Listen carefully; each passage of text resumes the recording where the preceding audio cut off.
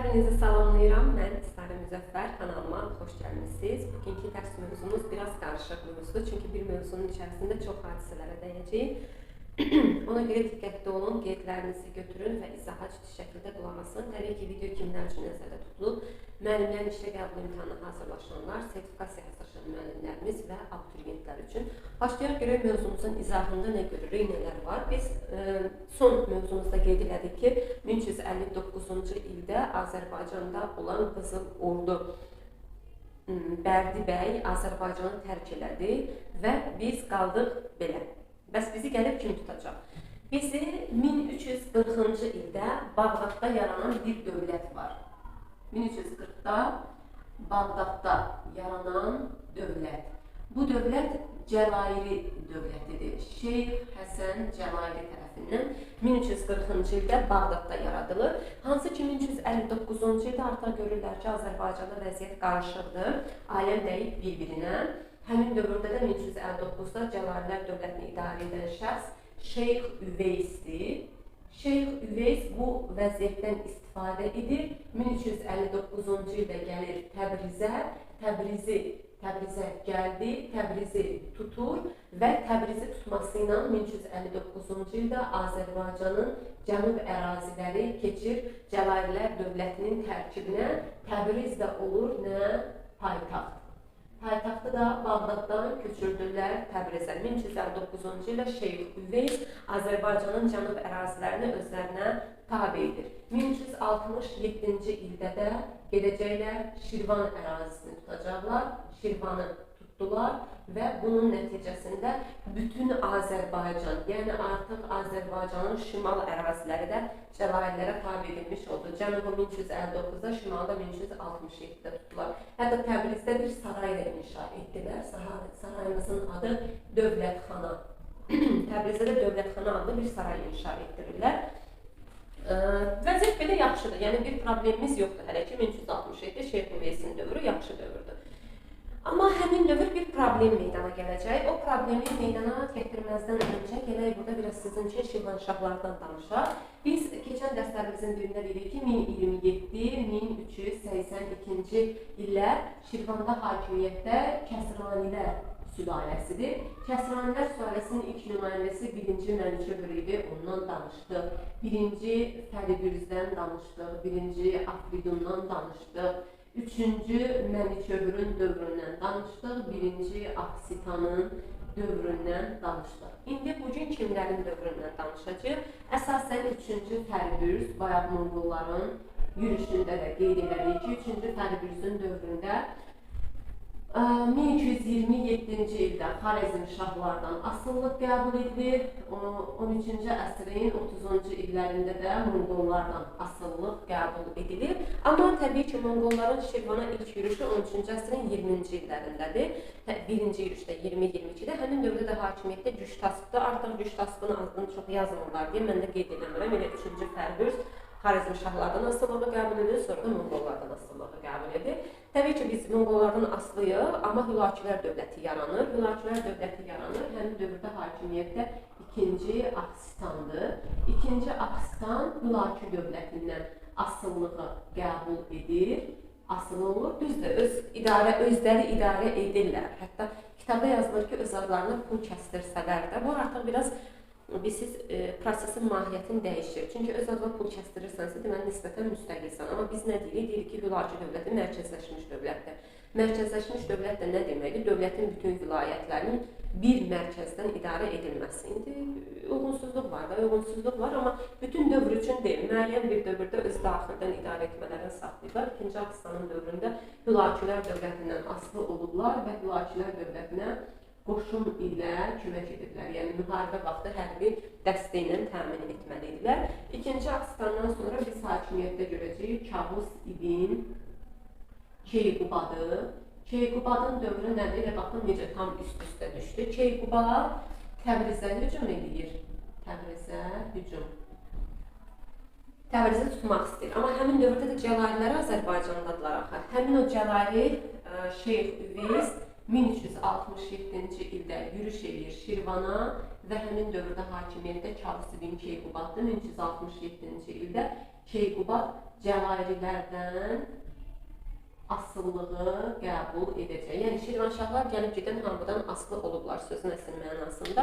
İndi də 1367-ci ildə Cəlairilərdən asılılığı qəbul etdilər. Belə özümüz üçün yaşayırıq. Amma günlərin bir günü Azərbaycan iki dənə güclü dövlətin yürüşünə məruz qalacaq. Bunlardan biri 1385-ci ildə Qızıl Ordu xanı Toxtamışın Azərbaycana yürüşüdür. Toxtamışın yürüşü. Bu yürüşdən öncə onu deyək ki, ardıcıllığımız düz olsun. 1382-ci ildə Şirvanda hakimiyyət dəyişikliyi baş verir və 1382-1538-ci illər aralığında hakimiyyətdə olan Dərbəndilər sülaləsi gəlirlər hakimiyyətə. İlk nümayəmiz də 1-ci İbrahim Dərbəndi və yaxud Şeyx İbrahim də deyirlər, 1-ci İbrahim də deyirlər. 1382-ci ildən 1417-ci ilə qədər hakimiyyətdə olacaq. Ondan sonra biz görəcəyik 1-ci Xəlilullah, sonra görəcəyik 2-ci Xəlilullah, sonra Fərrux Yasər, sonra da Şeyx Şahın oğlu Şahrux. Bunlar bizim olacaq hökümdarlarımız, bunlar barədə danışacağıq. Hələ ki, bugün ilk danışacağıq 1-ci İbrahimdən, ona görə digərlərin silir. Deməli, biz gəldik 1385-ci il Qızıl Ordu xanı Toxtamış Azərbaycana yürüş edir, gəlir Azərbaycanın müəyyən bir ərazilərini qarət edir, Təbrizə gəlir, Təbrizi tutur, sonra da çıxır, geri qayıdır. Niyə geri qayıdır? Çünki 1386-cı ildə Əmir Teymur gələcəkdi Azərbaycana. 1386 Əmir Teymur o 3 illik yürüşü var idi ki, 85-88-ci illər. Həmin o yürüşün gedişində 1386-cı ildə gələcək Azərbaycana Əmir Teymur. Azərbaycan həmin dövrdə kimlərin hakimiyyəti altındadır? Toxtamış gələndə də Cəlairilərin hakimiyyəti altındayıq, Əmir Teymur gələndə də Cəlairilər, yəni Azərbaycanda Cəlairilərdə 1359-1410 rəsmi şəkildə olardı hakimiyyətdə. Şirvanda da ki, İbrahim kiçik bir ərazidə özləri üçün oranı idarə edir. İndi Əmir Teymur gəlir, Toxtamış da bir tərəfdən təhlükədir. Toxtamış amma eşidir ki, Əmir Teymur gəlir, çıxır Azərbaycandan gedir, yəni Əmir Teymur güclü bir hökümdar olduğu üçün.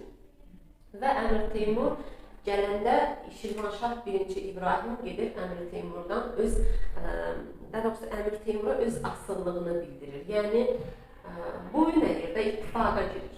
Yazaq yaxşı, ittifaq indi biz belə yazaq da ki, Əmir Teymur ilk yürüşündə İbrahim onunla ittifaqa girir, ona boyun əyir, öz asıllığını bildirir ki, niyə? Çünki Qızıl Ordudan daha yaxın rəqibdir, Qızıl Ordudan müdafiə oluna bilsin.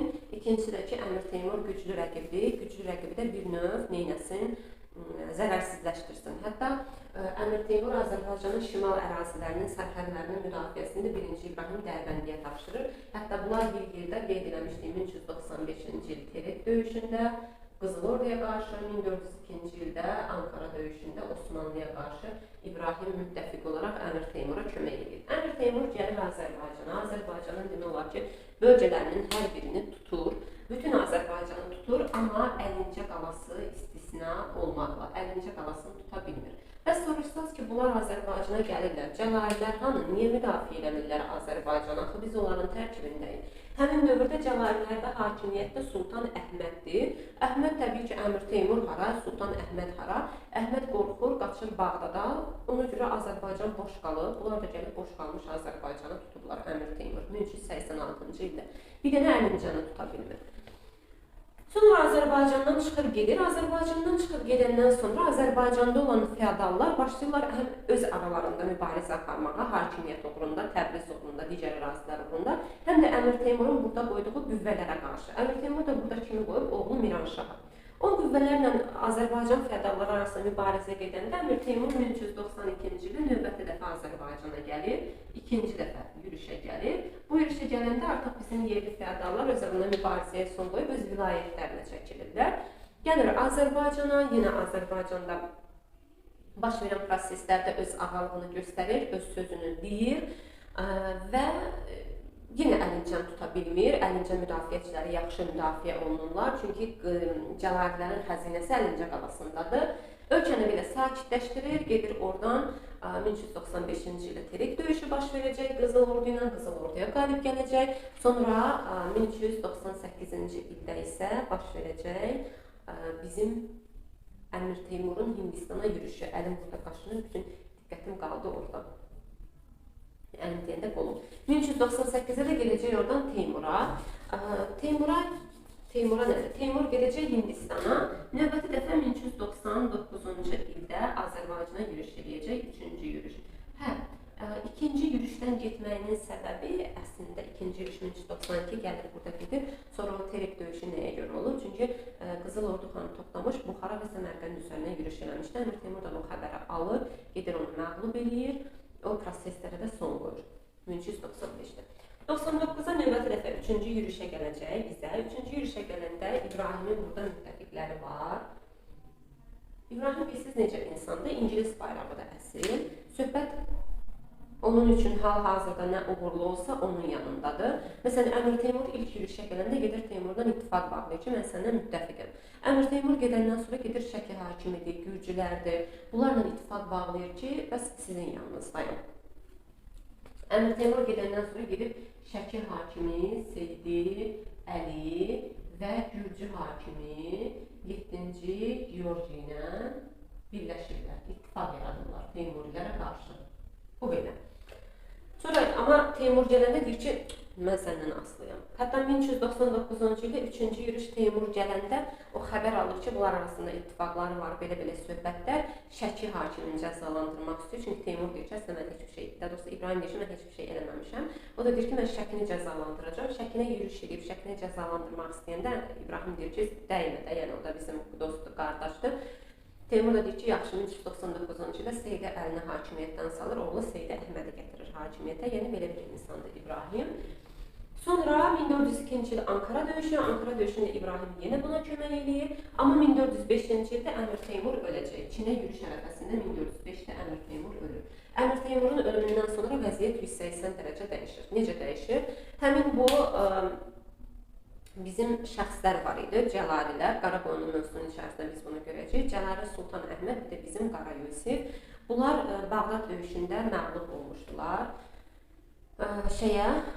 Bağdad döyüşünü məğlub olmuşlar Əmir Teymura. Ondan sonra Teymur Azərbaycana gələndə 1399, sonra Əlincə qalasını falan tutduğu bu ərəfələrdə həm Qaraqoyunlu Qara Yusif, həm də ki bizim Sultan Əhməd Osmanlıdan kömək istəmişdilər və getmişlər Osmanlıya. 1402 Ankara döyüşü, Bəyazid məğlub olmuşdu. Onlar Osmanlıya qaçmışlar, getmişlər Misirə.